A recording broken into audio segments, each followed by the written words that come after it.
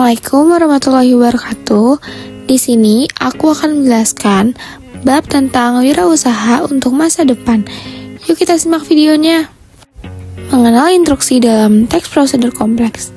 Teks prosedur kompleks merupakan teks yang berisi langkah-langkah yang harus ditempuh untuk mencapai tujuan yang diinginkan dan terdapat penjelasan atau keterangan dalam langkah tersebut.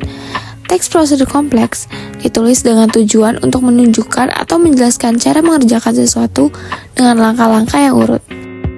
Ciri teks prosedur kompleks yang pertama, berisi langkah-langkah atau tahapan, langkah berkelanjutan dengan penjelasan. Yang kedua, menggunakan syarat atau pilihan. Yang ketiga, disusun secara informatif. Yang keempat, bersifat objektif, logis, aktual, akurat, dan universal. Dan yang kelima itu, penjelasannya secara mendetail dan rinci.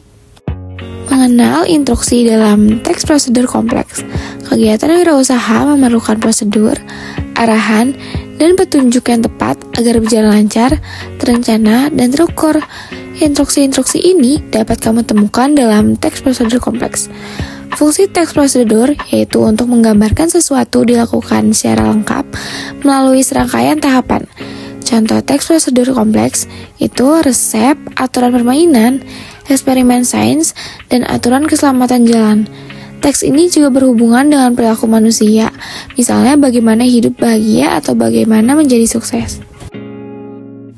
Teks prosedur itu terdiri dari 3, yaitu yang pertama, teks prosedur simplex atau sederhana, yang kedua, kompleks atau rumit, dan yang terakhir itu protokol.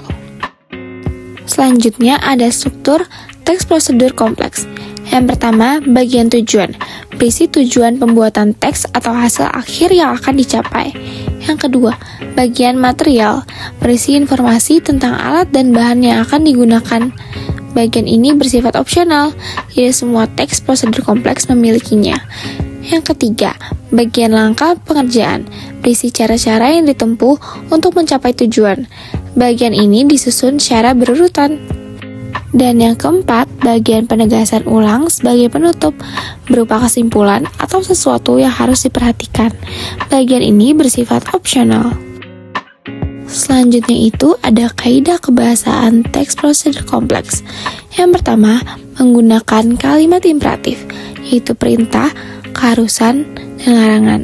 Contohnya, ambil nomor antrean di loket. Yang kedua, menggunakan kata teknis, sesuai bidang atau kegiatan atau prosedurnya. Contohnya, EKTP, formulir, FT01, dan NIK.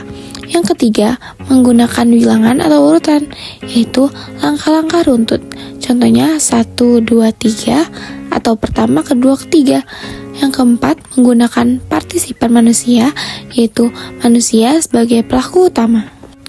Yang kelima, menggunakan verba material, yaitu kata kerja nyata atau fisik. Contohnya, memasukkan data dan menulis laporan.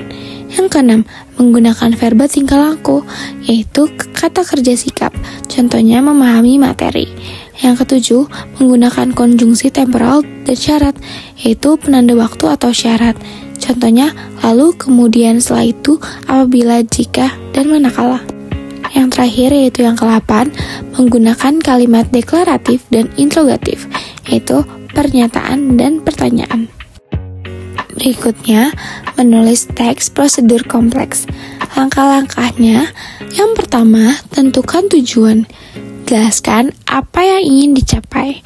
Yang kedua, siapkan bahan dan alat.